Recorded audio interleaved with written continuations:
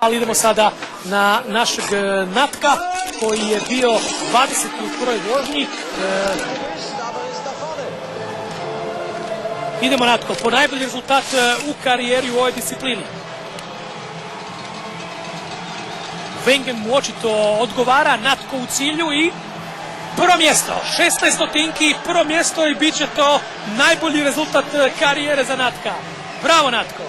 20. prošle godine u Wengenu, ove godine sigurno će biti bolji, koliko vidjet ćemo, koliko će skijaša nakon njega dobro odvoziti u slalom, koliko će ih na kraju krajeva i otpasti. Odgovara Wengen i Natku i Ivici, nadamo se da će na krilima ovog dobrog nastupa Natka biti za nekoliko minuta i Ivica Kostelić. Nakon toga Julien Lizoru, a sada idemo na našeg Ivicu Kostelića. Pola sekunde prednosti.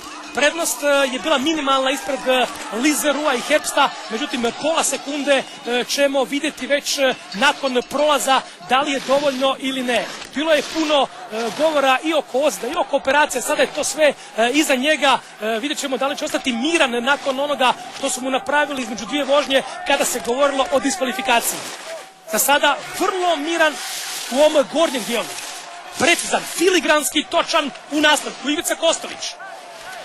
70 stotinki ima Ivica Kostelić sada u odnosu na vodećeg Andrea Mirera. Ivica je ovdje pobjeđivao 2002. godine i još je 4 puta bio na postolju. Jednom drugi i čak 3 puta treći. Za sada vrlo dobar Ivica, odličan Ivica. Ivica ide sada u ovom donjem dijelu ka još jednoj pobjedi. Ivica u cilju. Ivica Kostelić prvi!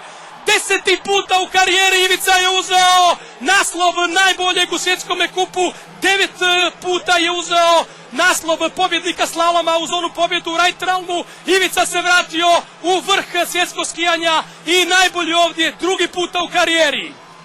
Bravo majstore, bravo profesore. Ivica Kostelić pobjeđuje u Wengenu. Nakon svega, nakon, rekao sam, one artroskopije, to je bilo prije 30 dana, ne više, vratio se u Adelbodenu, ljubi sada snijeg, kako i ne bi, posebno je vezan uz Wengen. Ivica je ovdje uvijek govorio zajedno sa Ozrnom Millerom da samo da se vozi helikopterom iz ciljne arene, a to je značilo da helikopter dolazi po one najbolje jer moraju ih dovesti na pres konferenciju za nekoliko minuta. Samo da mi je sjesti u helikopter, to se događa i ovdje danas ponovno će ići u pres centar u Wengen prvi Ivica Kostelić, još jedna fascinantna, fenomenalna pobjeda nakon povratka u svijet skijanja prije nekakvih 25 dana.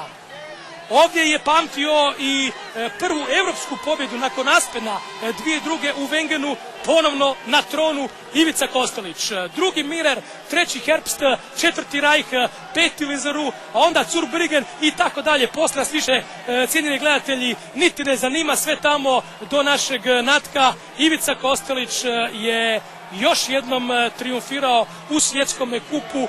31. puta je na postolju, 10. pobjeda u fenomenalnoj karijeri. U posljednjih 8 godina samo on i Benny Reich su bili među prvih 15 slalomaša svijeta.